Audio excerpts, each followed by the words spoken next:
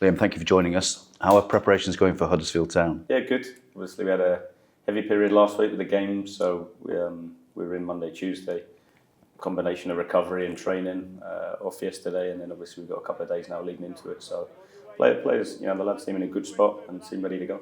You said after the Norwich City game there was a huge sense of frustration. Having watched it back, I'm sure you have several times, has that lessened in terms of the kind of sort of, the frustration about the match and the result? Yeah, probably frustration is sometimes not getting what you feel like you deserve, but ultimately, at this level, if you switch off for, tiny periods, seconds, then sometimes do you deserve to get what you think you should. So I think what the time does is it allows you to look at the bigger picture. So I think in terms of, obviously we had a couple of weeks training before the Middlesbrough game, and then literally it was then the test of the games to see how much we've been able to take on board. And I have to say, even in the space of the week, been really impressed with the progress that the players have made in terms of understanding what we're trying to do, how we want to control games. And of course, we're at the start of the journey, so there's still a lot of work to do in terms of, how do we turn the control into more chances? How do we, make sure that we don't concede counter-attacks, which again, I thought the weekend we did extremely well. And it's, it's that ruthless nature of making sure that we give nothing away. I think, in terms of the progress in the space of 4 weeks, been really pleased with that. Probably, would like more points because of how the performances have been, but also understand where we're at probably in the longer journey.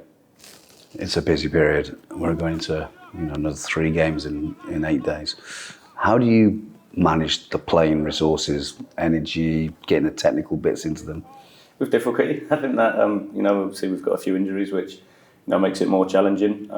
But I think in terms of where the players are at, I think it's a big part of obviously the sports science and the medical side do a terrific job of monitoring their wellness, how they're at physically, where are they at, mentally, where are they at, and then obviously we work with them to then make sure that we give them enough on the grass, but not too much, but at the same point don't undercook them and not do enough. So we have them constant conversations daily to make sure we deliver the programme to keep them in the best spot possible, so that when game day comes that they're in the best condition possible physically.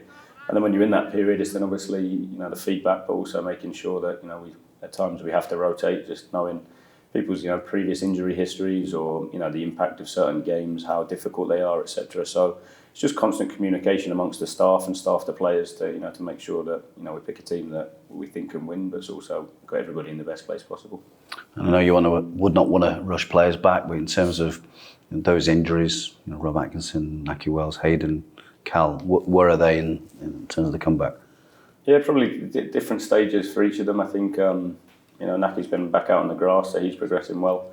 But again, part of it is obviously everybody wants numbers on it, but you also have to work off how they're feeling, how they respond to some parts of the rehab process. So it's good to see him out there. Similar Kingy's out on the grass at the start of this week, so he's moving in the right direction. Then obviously you have key markers along the way where they'll have scans to make sure everything's okay, etc. So yeah, there's some that are progressing well and moving in the right direction, and some that we know are going to be a little bit longer. We've seen Ross McCrorie doing some training outside. I know it's early days, but how good is it to see him outside on the grass? Yeah, really good. I also think it mustn't be underestimated the impact he has inside as well. The meetings that we've been in, he's been in all of them, and he's had a voice. So again, I think his character, what he brings, obviously watched a lot of the video of him as well. I think what he'll also bring to the pitch will be big when we're able to get him back. But yeah, terrific for him mentally to be on the grass. Terrific for the rest of the group to see him out there and to see the progress he's made, given that obviously the nature of his injury and how strange it was in terms of so uncommon in the game. So it's been a tough period for him, but one where he will develop some resilience and coping strategies, and sometimes it gives you that real burning hunger back in your belly as well, which I don't think's ever been an issue for him. But again, what that does then do is that can become infectious in the group as well.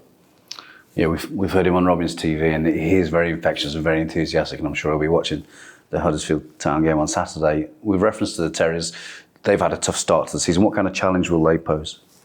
Yeah, tough start, but obviously they made the change, and Darren Moore coming in, I think he's managed to stabilise them a little bit. They've got some decent results recently and some decent performances, and I think watching them now, numerous games, extremely honest, hard working, extremely well organised.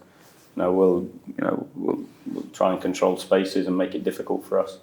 and carry a big threat as well. So again, I think when looking at them at home as well, it's a difficult game, especially with the expectancy on the game, in terms of that. So we know they're a really hard opposition that are well set up and extremely hard working and carry threats as well.